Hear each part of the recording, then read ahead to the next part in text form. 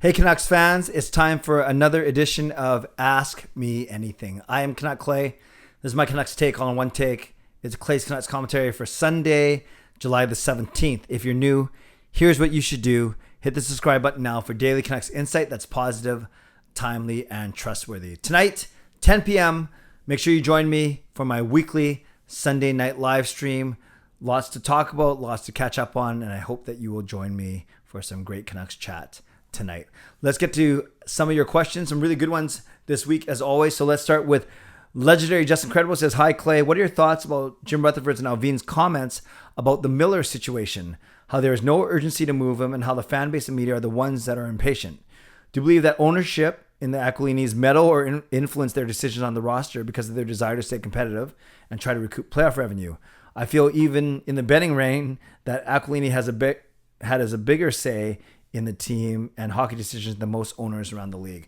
Justin, great question. So the first part, and I vlogged about this, I believe Jim Rutherford. I actually believe most of the things that he says. I simply think he's a straight shooter. And when he says that there's no urgency and they're not impatient when it comes to trading JT Miller, I completely believe that as well, because I'm convinced that they want to do the best deal for the club. Now, it might not be what Canucks fans want to hear, and that's kind of what I've been talking about for the last couple of days on this channel, but they have a plan, and they certainly are fine going into the season with JT Miller in their top, obviously top 12 forwards, basically the top line, and he makes the team that much stronger. So we'll have to see where this situation goes. Now, to answer your question, do I think that Aquilini meddles or is at least involved? I definitely think that he has the final say on trades, i.e. the Ekman, Larson, and Garland one, trading away quite a bit in free cap space the next season, because that was more of a win now move. I do think Aquilini wants to win now as opposed to later. So I think that sets up a really interesting situation where Rutherford and Alvin might see the need for 2 or 3 years to retool, rebuild, whatever the word is, whereas Aquilini might want to win now. And yes, getting playoff revenue is a big part of that. So we'll see. Let's see what happens with this current roster. And I think where they are when it comes to the trade deadline, especially with respect to the playoff race, is going to determine, well, what's going to happen with JT Miller if he's still here at that point. Arlo says, "What do you think Jack Rathbone and Nils Hoglander's ceilings are in the NHL? Keep up the great work, man." Thank you, Arlo. I would say for Jack Rathbone, his ceiling is a second pair defenseman. He's never going to be to me a top pair D, but I think he's got a skill set that could see him get more than typical third pairing minutes. So I'm going to go with second pairing defenseman for Jack Rathbone. For Nils Hoglander, I think it's only been 2 years. He could be a top six, but I think he's more of a middle six, because when you say top six, that means he could play in your first line. I don't think Hoglander's going to be that good. So I do think he's going to be a middle six guy. And if he's a regular second or third line player, then that's great. That's great, especially for a second rounder. And I don't worry that he's going to be banished to the fourth line forever or even a healthy scratch. He's still so young in his career. So I'm going to absolute ceiling would be a second line player. Realistically, maybe a third liner, and I'd be happy with that. Jasper and Bar, could New Jersey have possibly acquired Marino solely for the purpose of trading him to Vancouver in a deal involving Miller? And then Ryan Ross says, should the Canucks trade for Damon Severson, as the Devils have a really deep right side with Hamilton, Marino, and Severson? So some really good points here, because when I originally saw that New Jersey traded Ty Smith and a 2023 draft pick to Pittsburgh for John Marino, my first thought was, oh, dang, now the Canucks can't get Marino and his decent contract for the next 5 seasons at under $5 million. I admit that was my first thought. And then it wasn't until a couple of you on my channel actually said, maybe this is setting them up for a bigger move.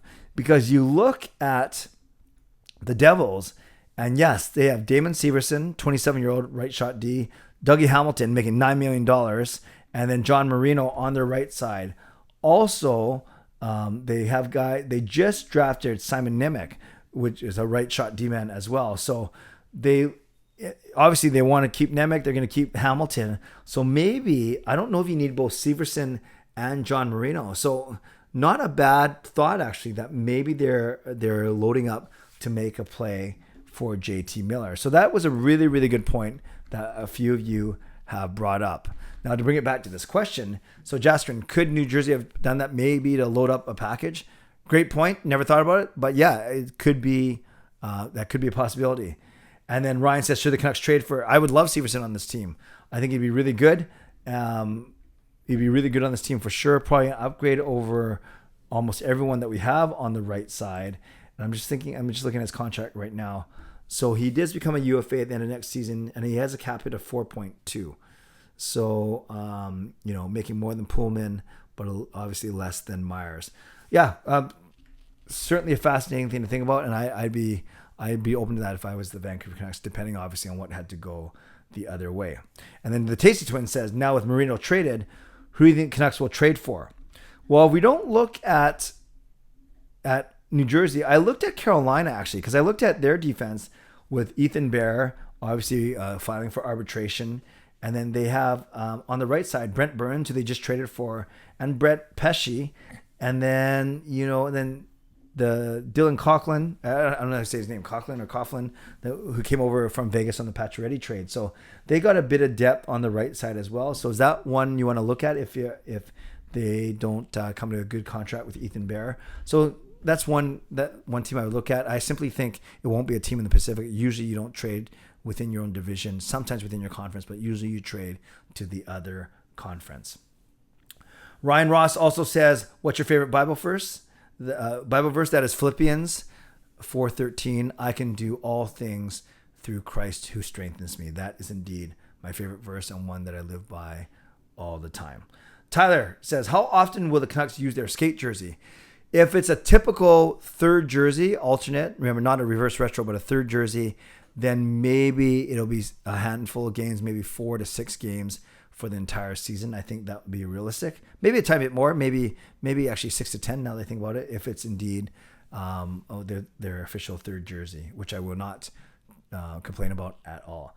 Peter says, thoughts on Nashville calling Vancouver about getting JT Miller per Elliot Friedman. Yeah, so Nashville just signed Philip Forsberg to that big contract. Would they want Miller as well? I don't know their cap situation, but it wouldn't surprise. Obviously, maybe they do have a lot of cap space if they're able to at least call about JT Miller. We've heard that fewer teams than we thought are calling about Miller. So what are my thoughts on this? I'd have to look really quickly. Actually, I can do it right now while we're talking, looking at Nashville's salary cap situation. So Nashville, according to Cap Friendly, they still have $9 million of cap space, and they got a couple of players to sign as always. So let's see what they have in return. Yossi McDonough, Ekholm Fabro, Lazon Borowetzi, and Alex Carrier. Not the best I've seen. I have to think about that one, but I wouldn't be surprised, given that they have some cap space, if Nashville indeed was kicking the tires on JT Miller. And finally, Derek says, what right-hand defenseman can the Canucks get? Well, it depends. It really depends. If you're talking about free agency, there's not a lot left. We know that there's John Klingberg, who's there. We know that Ethan Bear just filed for arbitration. And I'm just looking it up right now. Free agents, right-handed defenseman. Let's see what else is out there. Because remember, I'm not talking about trades. I'm talking about free agency right now. Just easier to look up. Yeah, PK Subban, no thanks, too expensive. Anton Strawman, too old for me, 35. John Klingberg, I don't mind it, but I think a lot of people think his days are best past him. And then Ethan Bear, who's there. Then, of course, Noah Dobson, who will not, the Islanders will certainly not be parting with him. So really, I think the Ethan Bear one is intriguing because he only had a cap hit of $2 million last season. So that's one to think about as well. One to track, as 24 players, I believe, filed for arbitration today. And finally, one other bit of Canucks news. Basically, the Canucks are, it sounds like, according to Rick Dollywall, they're actively going to be shopping. Michael DiPietro also gave DiPietro's agent the permission to talk to other teams. So we'll track that development as well. All right, Canucks fans, thanks for your questions. I hope I answered them to your satisfaction as always. And leave a comment below if anything that I say resonates with you or you really want to expand on any of my points. Shout out to my sponsors, Perform and Transform, Personal Training and Weight Loss, and Advanced City Experts Real Estate Group. Thank you, legendary Lucas Gates, legendary Justin Credible, legendary Andrew Chang, and the Hall of Fame and franchise members as well. If you want to become a member of the CCC Crew, press the join button underneath this or in my videos or the memberships tab on my YouTube channel. Subscribe if you'd like to. Like this video if you'd like to. Leave a tip, a super thanks if you'd like to. Become a member or upgrade your membership if you'd like to. And definitely leave a comment down below if you'd like to. And I hope that you join me 10 p.m. for my live stream tonight. By the way, just bowled me and Sean versus Jacob and Kayla. I will reveal the results of our best of 3 match tonight, but on my live stream. But if you want to type in the word bowling, because that's what we did this afternoon, bowling, bowl or bowling, because you know how much I love that, and you know that's what our family is good at. Type that in the chat, then I know that in the comments, then I know that you made it to the end of this video.